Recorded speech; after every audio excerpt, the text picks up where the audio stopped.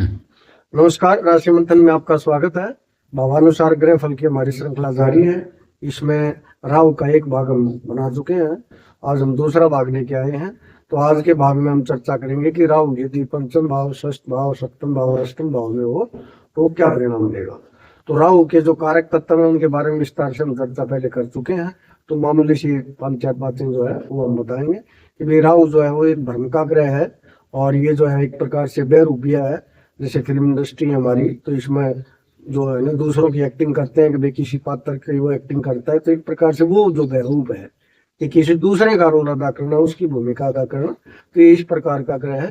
फिर ये जो है समाज विरोधी ग्रह भी माना गया, गैर कानूनी काम करने वाला माना गया है, परंपराओं को तोड़ने वाला माना गया है इसको।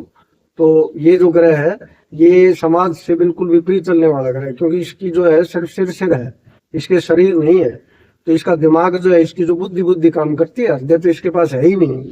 तो ये हृदयहीन जो है वो ग्रह है, तो बुद्धि काम करती है और बुद्धि भी शातिर बुद्धि, यानी वो कुछ ना कुछ जो है आउट ऑफ वे सोचता है, वो कुछ ना कुछ प्लान बनाता रहता है, योजनाएं बनाता रहता है कोई ना कोई।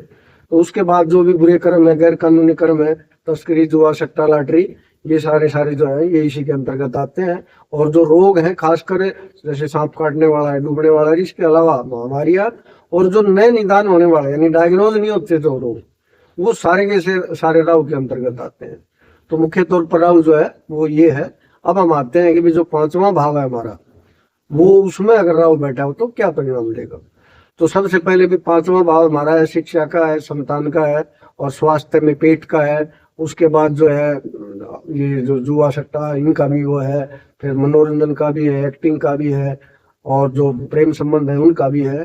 तो ये जो हमारा भाव है इसमें, क्योंकि ये काल पुरुष कुंडली में सूर्य का भाव है, तो यहाँ राहु बिल्कुल अच्छे परिणाम नहीं देता है।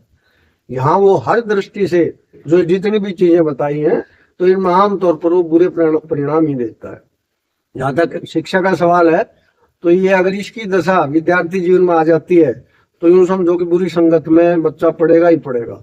दूसरी बात, ये बैठ के नहीं पढ़ सकता, इतनी ज्यादा चंचलता होती है कि उसकी बुद्धि उछल कूद करती ही रहती है। यानी लंबी सीटिंग की जो भी परीक्षाएं हैं उनमें ये मुश्किल से पास होता है और बीच में जो है पढ़ाई में ब्रेक भी आते हैं, 1-2 साल इसके खराब भी हो सकते हैं। तो पढ़ाई के मामले में ये नहीं है कि बुद्धि नहीं होती, तेज बुद्धि होता है खूब, लेकिन वो शरारतें ही सोचता रहता है, कुछ ना कुछ गलत बातें ही सोचता रहता है वो। और जहां तक जो है संतान का सवाल है, तो संतान में भी दिक्कत करता है, या तो होती नहीं और होती है तो जो है वो कोई ना कोई दिक्कत के साथ होती है। तो ये भी एक प्रकार से यहाँ पर संतान के लिए भी अच्छा नहीं माना गया और संतानों से इसकी जो है आमतौर पर बनती भी नहीं है। हाँ, अगर जैसे मान लिया संतान होती है तो पहली संतान आमतौर पर पुत्री मानी गई है। उसके बाद जो हम आते हैं स्वास्थ्य के ऊपर, तो स्वास्थ्य में विशेषकर पेट है, जठराग्नि जिसको कह सकते हैं, तो उसके लिए भी अच्छा नहीं माना गया है। यानी कोई न कोई पेट की तकलीफ जो है इसको रहती है। हाँ, जुआ सट्टा में ये देखा गया है कि कई बार जो है ये लाभ ले लेता है, लेकिन वही बात है कि जितना देता है उसके बाद उतना ही वो वापिस भी ले लेता है। हाँ, एक्टिंग वगैरह के क्षेत्र में चला जाता है तो बहुत अच्छे परिणाम देता है वह, क्योंकि उस चीज का तो एक रही है। अब आते हैं छठे भाव के ऊपर। तो छठे भाव में, क्योंकि मैंने बताया था उच्च भाव जो है 3, 6, 10, 11, उनमें ये काफी अच्छे परिणाम देता है शनि की तरह से। तो छठे भाव में शत्रुअंता इसको माना गया है और ऋण रोग रिपु का हमारा जो भाव है, तो न इसके ऊपर कर्जे होते हैं तो उतर जाते हैं, रोग जो है उनका भी शमन करता है अगर कोई ज्यादा दुष्प्रभाव इसके ऊपर ना हो तो। बाकी नहीं तो ये कोई रोग वगैरह है तो नहीं होने देता। और दुश्मन है उसका तो ये है कि शत्रुअंता तो है ही। तो यहाँ काफी अच्छे परिणाम देता है और ये जो नौकरी वगैरह भी इसको अच्छी मिल जाती है, कोई व्यापार करता है खासकर राहु से संबंधित, तो उसमें भी काफी सफलताएं इसको मिलती देखी गई है। तो यहाँ बहुत ही अच्छे परिणाम जो है ये जैसे तीसरे भाव में था उसी प्रकार से छठे भाव में है। तो यहाँ कोई दिक्कत ये पैदा आमतौर पर नहीं करता है।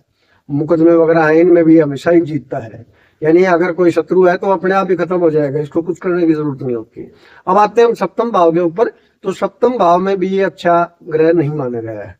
यानी जो जीवन साथी है वो या तो इसकी पसंद का नहीं होता और या जो है उसके साथ बढ़ती नहीं, और फिर चाल चलन में का भी इसमें कोई दिक्कत जो है वो कई देखी गई है। और जो पार्टनर होते हैं हमारे व्यवसाय के पार्टनर, उनके साथ भी नहीं बढ़ती, उनके साथ धोखेबाजी हो जाती है। और यहाँ इसको जो है प्रजनन अंगों से संबंधित रोग भी हो सकते हैं। तो यहाँ भी इसको अच्छा नहीं माना गया है। हाँ, एक चीज है, अगर राजनीति में आता है तो वहां कुछ अच्छे परिणाम इसके देखने को मिलते हैं, क्योंकि ये कूटनीति माने गए इधर है। क्योंकि शातिर बुद्धि है, तेज बुद्धि है, तो पब्लिक डीलिंग में ये लोगों को खूब बेवकूफ बना सकता है। अब आते हैं अष्टम भाव के ऊपर।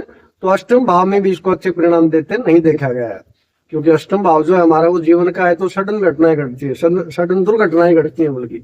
और ऐसे रोग होते हैं जिनके निदान ही होते हैं, लंबे रोग होते हैं। गूढ़ विद्याओं में जरूर ये थोड़ी बहुत सफलता देता है, खासकर ज्योतिष वगैरह में ये कामयाबी देता है। और 8वें घर में एक काम और भी करता देखा गया है भैया, कि अचानक धन लाभ दे देता है, क्योंकि दूसरे भाव पर इसकी दृष्टि है। तो कई बार जो है, मान लिया कहीं गड़ा हुआ धन भी मिल सकता है, जुए में भी, जुआ सट्टा लॉटरी में भी कमा सकता है, या कहीं कोई जो है मका प्लाट वगैरह में पैसा लगा दिया, कोई फ्लैट में पैसा लगा दिया तो फ्लैट वगैरह निकल आता है। यानी अचानक जो है वो लाभ ये दे सकता है।